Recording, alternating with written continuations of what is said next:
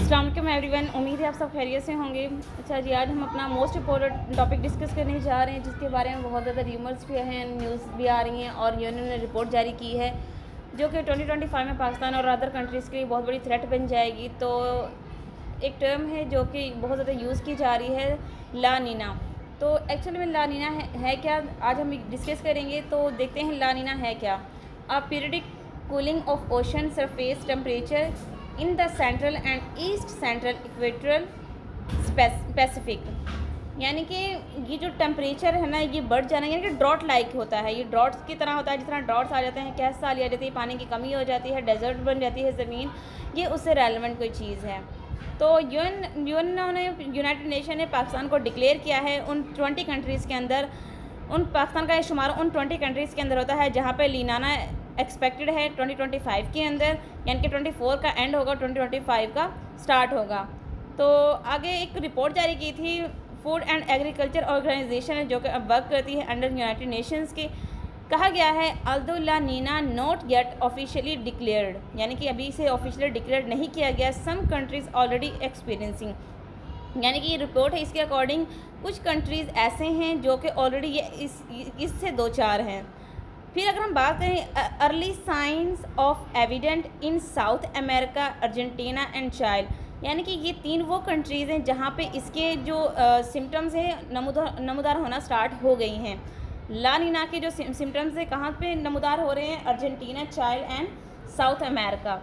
अब अगर हम इसकी बात करें तो फूड एंड एग्रीकल्चर ऑर्गेनाइजेशन ने इसके लिए कुछ मेजर्स बताए हैं ला नीना के अगेंस्ट के। सबसे पहले वो कहते हैं कि ड्रॉट टॉलरेंट क्रॉप्स, यानी कि ऐसी क्रॉप्स हम तैयार करें जो कि ड्रॉट्स को टॉलरेट कर सकें।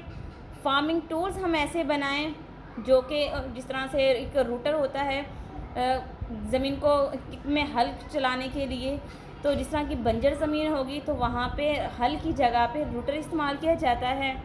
नेक्स्ट अगर हम बात करें feed and animal health support, यानी कि उनके लिए वैक्सीनेशन का अरेंज किया जाएगा, रिहेबिलिटेशन की जाएगी और जो इरिगेशन सिस्टम है उसको इम्प्रूव किया जाएगा। तो ये कुछ मेजर्स भी साथ यूएनओ ने बता दिए हैं।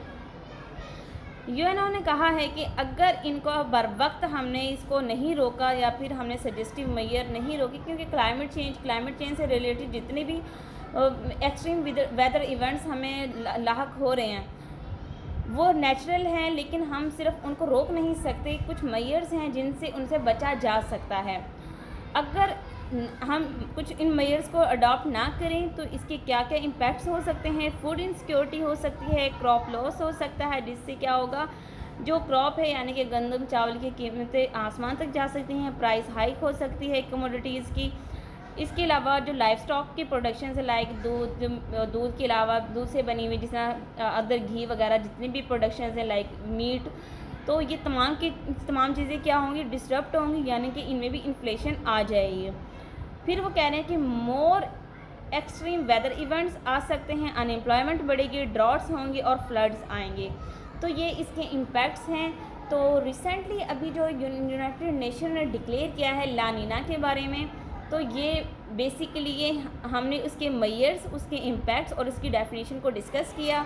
उम्मीद है आपको ला नीना का कंसेप्ट समझ आ गया होगा। इंशाल्लाह नेक्स्ट वीडियो में मिलेंगे एक नए लेक्चर के साथ। तब तक अपना ख्याल रखिएगा। जज़ाकल्लाह, अल्लाह हाफ़िज़।